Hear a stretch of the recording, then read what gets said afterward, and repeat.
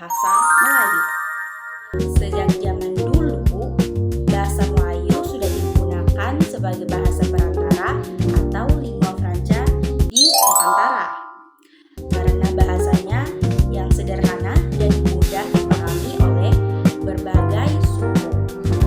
Peristiwa penting dalam sejarah bahasa Indonesia terjadi pada 28 Oktober 1928, yaitu Sumpah Pemuda. Dalam ikrar tersebut, para pemuda menyatakan berbahasa satu, yaitu bahasa Indonesia. Peristiwa ini menunjukkan bahwa Indonesia lahir dari semangat perjuangan, bukan dari satu suku tertentu. Setelah Indonesia merdeka, bahasa Indonesia semakin kuat kedudukannya.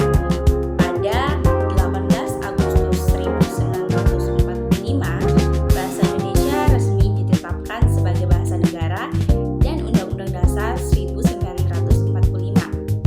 Jadi, bahasa Indonesia bukanlah bahasa yang muncul tiba-tiba, melainkan hasil dari sejarah panjang dan perjuangan bangsa Indonesia.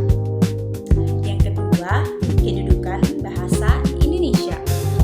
Bahasa Indonesia memiliki dua kedudukan utama, yaitu sebagai bahasa nasional dan bahasa negara. Yang pertama, sebagai bahasa nasional. Bahasa Indonesia berfungsi sebagai lambang kebanggaan bangsa dan identitas nasional. Ini juga menjadi alat pemersatu berbagai suku, budaya, dan daerah di Indonesia. Kedua, sebagai bahasa negara.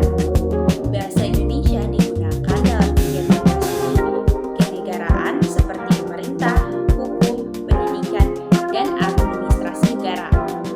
Seluruh undang-undang, surat resmi, serta pendidikan formal menggunakan bahasa Indonesia. Dengan kedudukan ini, bahasa Indonesia memiliki peran yang sangat penting dalam kehidupan berbangsa dan bernegara. Yang ketiga, yaitu fungsi bahasa Indonesia. Secara umum, bahasa Indonesia memiliki fungsi utama. Bahasa berfungsi sebagai alat komunikasi untuk menyampaikan ide, gagasan, dan perasaan. Bahasa juga sebagai alat integrasi sosial, yaitu menyatukan bangsa, serta sebagai alat kontrol sosial dalam kehidupan bermasyarakat.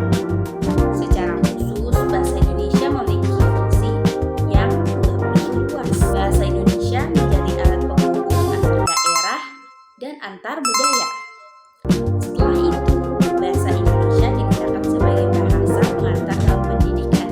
Selain itu, bahasa Indonesia digunakan sebagai bahasa pengantar dalam pendidikan, pengembangan ilmu pengetahuan, teknologi, dan kebudayaan nasional. Tanpa bahasa Indonesia, penyebaran ilmu dan komunikasi nasional akan menjadi sulit karena bahasa daerah. Nah, kesimpulan dari video ini adalah bahasa Indonesia memiliki sejarah yang sangat erat dengan perjuangan bangsa, kedudukan yang kuat sebagai bahasa nasional dan bahasa negara, serta fungsi penting dalam kehidupan sosial, pendidikan, dan budaya.